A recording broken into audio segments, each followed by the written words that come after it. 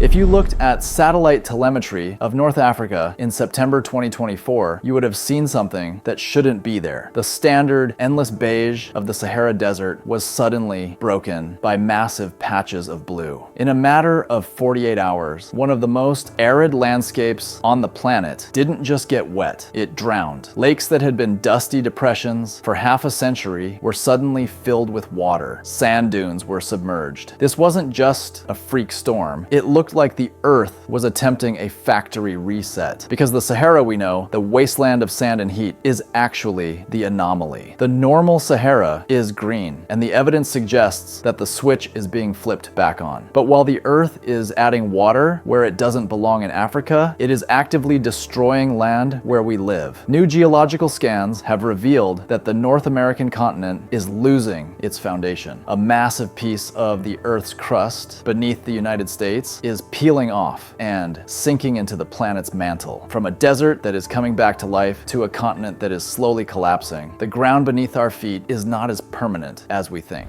Let's start with that anomaly in North Africa. To understand why the recent floods are so terrifying to climatologists, you have to understand just how much water fell. Areas in Morocco and Algeria received 8 inches of rain in 2 days. To put that in perspective, that is more rain than many of these regions receive in an entire decade. It is the meteorological equivalent of receiving 10 years of salary in a single afternoon. The immediate result was the formation of ephemeral lakes. These are basins that act like geological ghosts. They appear once in a generation, only to vanish again. In northern Algeria, some of these basins expanded to 70 square miles and reached depths of 7 feet. The question is, why didn't the sand just drink it up? We tend to think of desert sand as a sponge, desperate for moisture. The reality is the opposite. The Sahara is so dry and lacks the root systems of vegetation to break up the soil that the ground acts more like concrete. When that much water hits that heart of a surface, it doesn't soak in. It runs off, collecting in ancient valleys that haven't seen water since the time of the pharaohs. This is a glimpse into the deep past. 12,000 years ago, during the end of the last ice age, the Sahara was a lush paradise. It was a savanna teeming with life, rivers, and greenery. This was caused by the intertropical convergence zone, a massive belt of low pressure that dictates where the tropical rains fall. Eons ago, this belt moved north, turning the desert green. But then the climate shifted. A phenomenon known as a Heinrich event, a massive collapse of icebergs in the North Atlantic, cooled the oceans and pushed that rain belt south, drying out the Sahara and creating the desert we know today. However, atmospheric scientists believe that the belt is moving north again. As the planet warms, the collision zone between hot, dry air and humid tropical air is shifting. The floods of September 2024 might not be a disaster. They might be the beginning of a return to the Green Sahara. While that sounds like a miracle, it comes with a hidden cost. The Earth is an interconnected machine. Currently, winds pick up nutrient-rich dust from the dry Sahara and carry it across the Atlantic Ocean. That dust settles in South America and provides the essential fertilizer that keeps the Amazon rainforest alive. If the Sahara turns green and the dust stops blowing, the Amazon could collapse. The planet creates a balance. A desert in Africa ensures a rainforest in Brazil. We are currently watching that balance wobble. But while the atmosphere is reshaping Africa from above, the geology of North America is rotting from below. We tend to think of the ground we stand on as solid rock. Specifically, geologists rely on cratons. These are the ancient, cold, and rigid cores of continents. They are supposed to be the anchors of the world, having survived billions of years of tectonic collisions and volcanic activity. The North American craton is the bedrock that the United States and Canada are built upon. For decades, we assumed this rock was indestructible. We were wrong. A team of researchers recently utilized seismic tomography, essentially a CT scan for the Earth, to look beneath the North American plate. They discovered that the craton has thinned by as much as 25 miles. The foundation of the continent is dripping away. The culprit is a geological ghost called the Farallon Plate. Over 100 million years ago, this massive tectonic plate slid underneath North America. It didn't just melt away, it stayed there, lurking in the mantle deep beneath the surface. As it slowly sinks, it is dragging the bottom of the North American continent down with it. It acts like a saboteur. The sinking plate releases water and carbon dioxide into the craton above it, chemically softening the rock until chunks of the continent slough off and drop into the deep earth. It is a process of planetary cannibalism that has been happening in slow motion for eras. Now, usually geology operates on timescales that don't affect our daily lives. The thinning of the continental crust is a problem for 10 million years from now. But there is a second type of sinking happening in North America that is much faster, much more dangerous, and entirely our fault. By the year 2050, just decades from now, 32 major cities on the US coast are projected to be partially underwater. And this isn't just because the sea level is rising. It's because the land is physically collapsing. Take Charleston, South Carolina. It is sinking at a rate of 0.15 inches per year. That sounds negligible until you realize the city is barely above sea level to begin with. Or look at New York City. A study calculated the mass of every building in the city, all the steel, concrete, and glass, and found it weighs approximately 1.68 trillion pounds. The city is so heavy that it is compressing the soil beneath it, pushing the metropolis closer to the water table every single day. But the worst offender is what we are doing to the water underground. In the central United States and California, industrial scale agriculture pumps groundwater out of aquifers faster than nature can refill them. When you suck the water out of the soil, the air pockets collapse and the ground compacts. In California's Central Valley, this phenomenon, called subsidence, has caused the ground to drop by nearly 30 feet in some areas over the last century. We are literally deflating the land we live on. It creates a terrifying pincer movement. On one side, we have the geological legacy of the Ice Age. When the massive glaciers melted 12,000 years ago, the land that had been weighed down by ice started to spring back up, while the land around the edges, the US East Coast, started to sink in response. This glacial isostatic adjustment is nature's way of rebalancing the scales. Combine that natural sinking with the artificial sinking caused by draining aquifers and building heavy cities, and then add rising sea levels on top of it. You get a recipe for disaster. We are seeing sunny day flooding, where streets go underwater even when there isn't a cloud in the sky. We are seeing ghost forests along the Atlantic coast, where salt water intrudes into the groundwater, killing trees and leaving behind bleached skeletal trunks. From the sudden rebirth of lakes in the Sahara to the slow motion collapse of the American coastline, the message from the planet is clear. Stability is an illusion. The map of the world is not a fixed painting. It is a dynamic, violent, and shifting puzzle. We are just living on the pieces while they move. The rains in North Africa are a reminder that the climate can flip the script in the blink of an eye, turning deserts into seas. And the sinking of North America is a reminder that the solid earth is pliable, vulnerable to both the shifting tectonic plates below and the human machinery above. We can't stop the Farallon plate from dragging the continent down, and we can't stop the atmospheric cycles that control the Sahara. But we can control how we build, how we use groundwater, and how we prepare for a world where the water is rising and the land is falling. If you found this analysis of our changing planet valuable, make sure to hit that like button. It helps the algorithm surface this information to more people. And if you want to keep exploring the strange science of the world we live on, subscribe and turn on notifications. You won't want to miss what's coming next.